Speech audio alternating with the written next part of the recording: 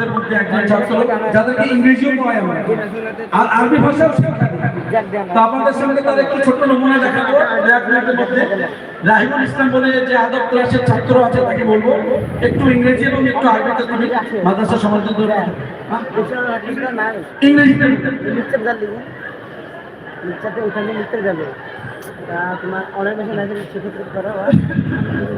السلام عليكم ورحمة الله نحمده ونصلي على رسوله الكريم أما بعد أعوذ بالله من الشيطان الرجيم بسم الله الرحمن الرحيم اقرأ باسم ربك الذي خلق صدق الله العظيم وقال النبي صلى الله عليه وسلم خيركم من تعلم القرآن وعلمه.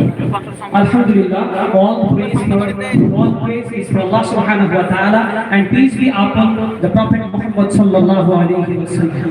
My respected and honorable teachers and the honorable audience and distinguished and esteemed guests and audience are present here. First I convey my honest and hearty greeting to all of you. I feel this moment is a precious and golden